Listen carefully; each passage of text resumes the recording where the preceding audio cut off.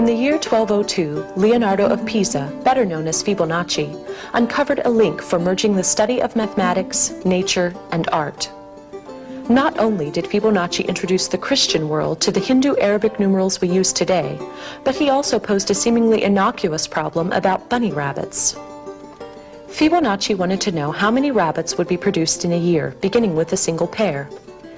He assumed that starting in January and continuing every month thereafter, each pair of rabbits would bear a new pair once they were a month old.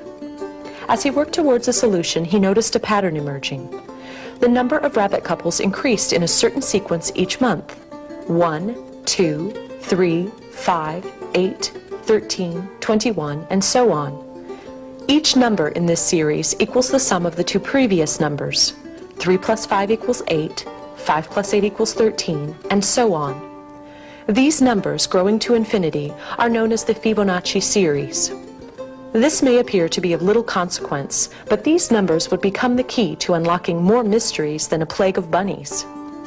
For instance, in the field of botany, the structure of flowers is based on Fibonacci numbers. Lilies have a radial symmetry based on 3. Violets have 5 petals. Sunflowers have petals totaling 33, 55, or 89. This phenomenon, not explained until 1993, appears to go beyond genetics to the natural dynamics of growth. Whether it is the spiral of consecutive seeds in a sunflower, the spiraling growth of a chambered nautilus, or the branching structure of bronchi in the lungs, organic growth is often guided by a mathematical ratio stemming from the Fibonacci series. As Fibonacci numbers increase, the proportion of two successive numbers becomes more and more similar. The ratio approaches but never reaches an infinite decimal beginning with the numbers 1.618. This ratio was given the name the divine proportion and was later called the golden mean. Eventually, it was given the abbreviation phi after the initial of the Greek sculptor Phidias, creator of the artwork on the Parthenon. As early as the Pythagorean school in 500 BC, the Greeks studied the ratio of phi and developed a method of constructing a rectangle with sides measuring 1 and phi. With a perfect square, a line from the midpoint, and an arc, they created what was later called a golden rectangle. The Greeks also found that if they removed the original square, what was left was itself a golden rectangle. The Greeks believed that the golden rectangle held a mathematical key to beauty, and they incorporated it into many designs. The most striking example may be the Parthenon, with most of its proportions based on golden rectangles. The Greeks were not the first to use the visual balance of phi in their architecture. 5,000 years ago, the Egyptians based the design of the Great Pyramid of Cheops on golden proportions. This measurement may not have been intentional, but it reinforces the belief that phi holds some universal aesthetic appeal. For centuries, artists have studied the psychology of beauty, while biologists have sought to untangle the complexities of nature. Yet it was Fibonacci, an Italian mathematician 800 years ago, who found the common mathematical thread that connects these two disciplines and provides a deeper understanding.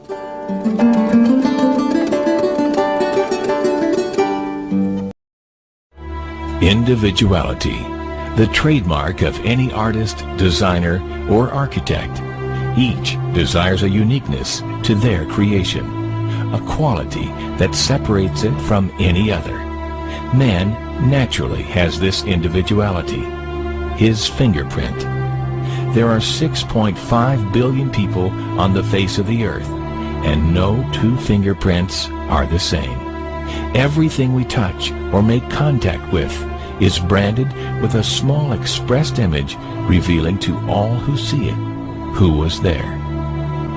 As currents move through the ocean and the tide rolls onto the shore, the waves that bring in the tide curve into a spiral that can be mathematically diagrammed onto a plot at the points 1, 1, 2, 3, 5, 8, 13, 21, 34, and 55. Buds on trees, sand dollars, starfish, petals on flowers, and especially the nautilus shell are formed with this exact same blueprint. With each segment of growth, the nautilus adds to itself one more value on Fibonacci's scale. This blueprint can be seen around us on a small scale every day, But the greatest example of all is directly above our heads. At an average of 100,000 light years across, even the spiral of the galaxies above us are formed with the exact design that the tiny shell is formed.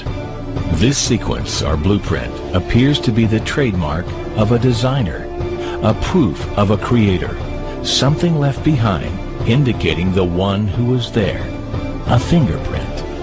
As we scan our universe, from the tiny flower to the awe-inspiring galaxy, we see the fingerprint of God. And we are forced to ask, who is God?